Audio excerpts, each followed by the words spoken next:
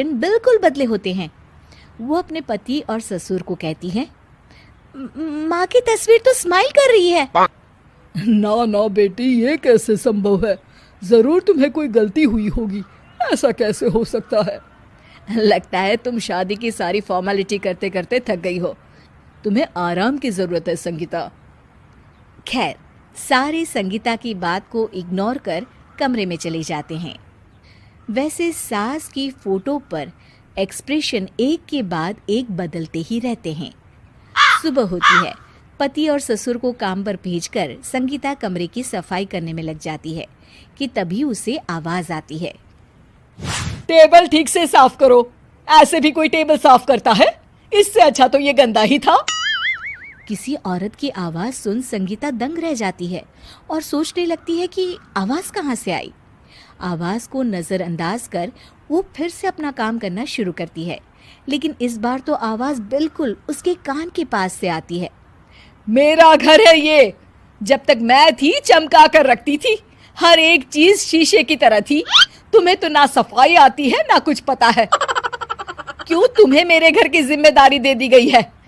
पता नहीं तुम में मेरे बेटे को क्या दिखाई दिया।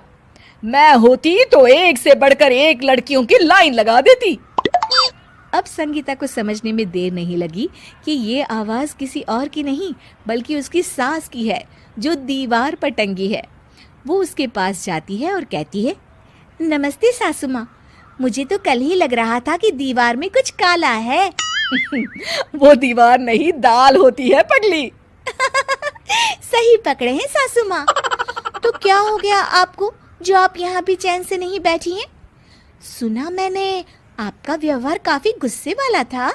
चुप रह तू, ज्यादा बकर बकर ना कर। घर का काम करना तो आता नहीं, आई है मुझसे बहस करने। हाँ देखिए सासू माँ, मैं आपसे साफ साफ कह देती हूँ, मुझसे पंगा लेने की कोशिश मत करिएगा। तभी पीछे से संगीता का पति आता है। अरे संगीता, किससे बात कर रही हो? कौन है वहाँ? संगीता की सास की फोटो फिर से पहले जैसी हो जाती है। आपकी माँ से कह रही थी कि मुझे काम करना आता। अरे संगीता, माना सास के ताने हर बहू को अच्छे लगते हैं, लेकिन यहाँ तो माँ है ही नहीं। तुम तो फोटो से ही तुम भी लाजवाब हो संगीता। किसी को विश्वास नहीं होता कि संगीता अपनी मरी हुई सास की फोटो से बात करती है। वहीं आए दिन संगीता की सास संगीता को किसी न किसी बात पर आते जाते ताने देती। संगीता को भी अब सास के तानों और उनसे बात करने की आदत हो गई। वो कभी खानदान की कहानी तो कभी तीज त्योहार कैसे मनाए या किसी व्यंजन की रेसिपी सास से ही पूछती। सारा दिन घर में अकेली संगीता की सास अब उसके लिए तानों के साथ पक्की साथी की तरह भी रहने लगी थी, जो किसी और को नहीं बल्कि संगीता को ही सुनाई देती। तो देखा आपने, सास बहू का रिश्ता हर रिश्ते से ऊपर होता है, फिर चाहे वो खट्टा हो या मीठा।